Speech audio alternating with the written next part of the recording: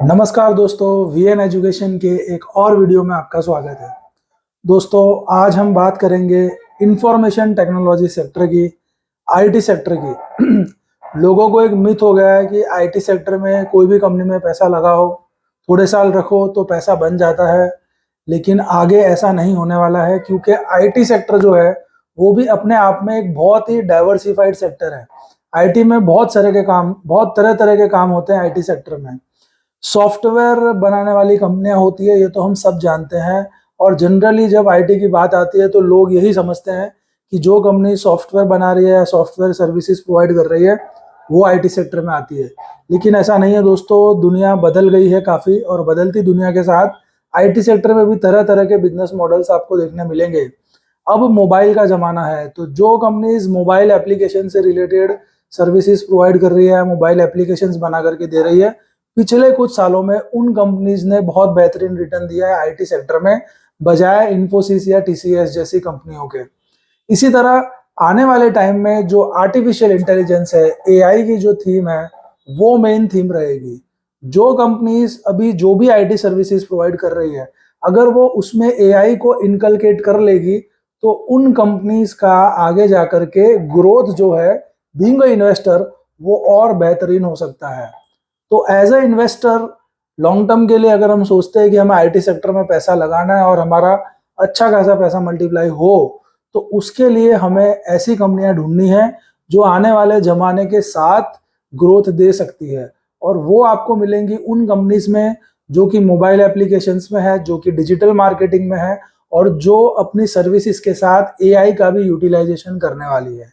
तो दोस्तों, आज मैं आपके साथ डिस्कस करने वाला हूं दो ऐसी बेहतरीन कंपनी जिसमें लॉन्ग टर्म में मुझे दिखता है बहुत बड़ा पैसा बन सकता है।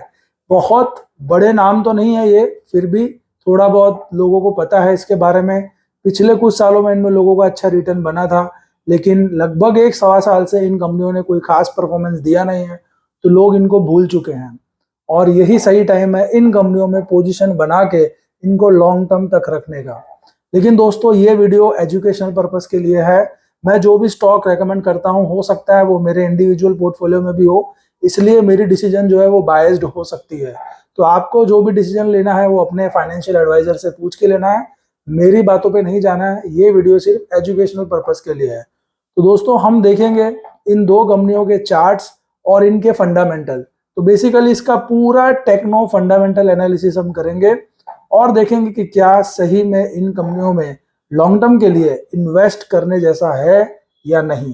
तो आइए देखते हैं। तो दोस्तों, पहला जो स्टॉक है आपके सामने है वो है हैप्पीएस्ट माइंड्स टेक्नोलॉजी। ये कंपनी के फंडामेंटल्स कैसे हम वो देखते हैं। स्टॉक अभी लगभग 900 रुपए के आसपास ट्रेड कर रहा है। कंपनी का आरओई बेहतरीन है, 28.9% का आरओई है कंपनी का। आरओसीई भी कंपनी का बहुत बढ़िया है। 55.7 का कंपनी का पी रेशियो है। लेकिन दोस्तों, जिस तरह का ये सेगमेंट है आईटी सेक्टर में, ऐसी कंपनियों का पी रेशियो आपको हमेशा हाई ही मिलेगा। आपको इनका लो पी रेशियो नहीं मिलने वाला है। कंपनी के सेल्स ग्रोथ और प्रॉफिट ग्रोथ की हम बात करते हैं, क्योंकि वही चीज़ें सबसे ज़्यादा मैटर करती है। तो यहाँ पे आप देख सकते हैं कंपनी का जो सेल्स ग्रोथ है वो पिछले 3 साल में 24% है, जबकि प्रॉफिट ग्रोथ जो है वो 37% है। और स्टॉक प्राइस भी 35% से ग्रो कर रहा है इसका पिछले 3 साल से।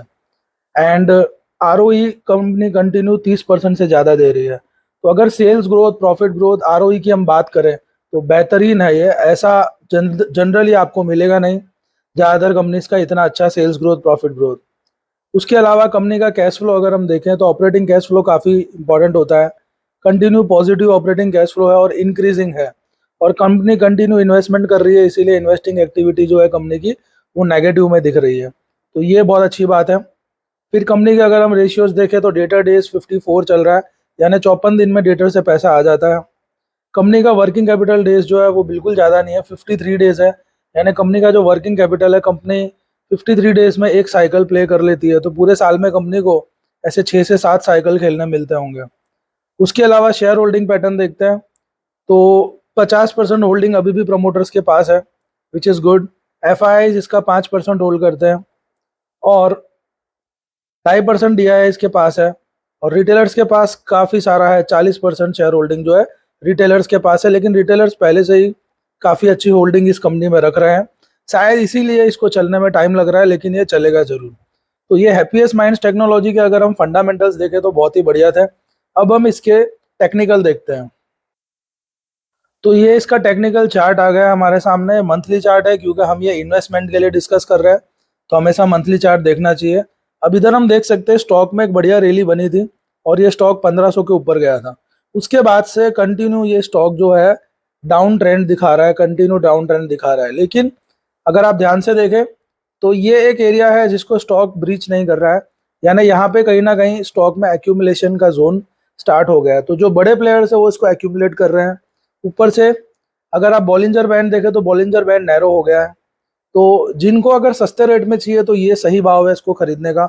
और अगर आप ऐसा चाहते हैं कि आपके लेते ही ये चलना शुरू हो जाए तो बैंड ब्लास्ट होने दीजिए। जब बैंड के ऊपर ऐसे कैंडल बन जाए उस वक्त आपको इसको बाई करना चाहिए, लेकिन तब तक इसका प्राइस भी यहाँ से 20-30% ऊपर हो चुका होगा। तो एक एक्यूमुलेशन कंटिन्यू दिखाई दे रहा है इस शेयर में, इसलिए मुझे कहीं ना कहीं ये लगता है कि जैसे ही ये चलना शुरू होगा तो फिर एटलीस्ट ये अपने प्रीवियस हाई को तो टेस्ट करना ही है, और बाद में नए टारगेट्स उस टाइम पे पता चलेंगे क्या रहते हैं। तो ये था हैप्पीएस्ट माइंड्स, जो कि मुझे काफ़ी अच्छा लगता है। आइए अब दूसरा शेयर देखते हैं। दूसरा शेयर जो स्क्रीन पे आपके सामने है वो है एफएल इंडिया, AFFLE। शेयर को एफएल इंडिया के नाम से भी जाना जाता है।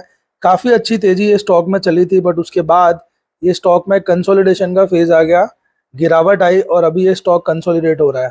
तो बेसिकली स्टॉक ने एक रेंज बना ली है जिस रेंज के अंदर ये ट्रेड कर रहा है। अब इसमें भी अगेन यही है कि अगर आप में पेशेंस नहीं है तो आप अभी खरीद सकते हैं या फिर रेंज के ब्रेकआउट पे खरीदेंगे। यानी जब भी ये स्टॉक 1350 रुपए के ऊपर मंथली क्लोजिंग दे देता है तब आप इसमें एंट्री ले सकते हैं, क्योंकि तब स्टॉक में एक डायरेक्शन आपको दिख जाएगा, हर महीने धीरे धीरे ऊपर जाएगा। अभी हो सकता है कि ये इस रेंज में घूम रहा है, वापस रेंज के निचले सिरे पे आए, या तो आप तब लेते हो 900-1000 रुपए के आसपास, और या फिर ये जब ब्रेकआउट ले लेता है यहाँ पे इस लेवल के ऊपर चला जाता है तो यहाँ कहीं पे आप एंट्री ले सकते हो।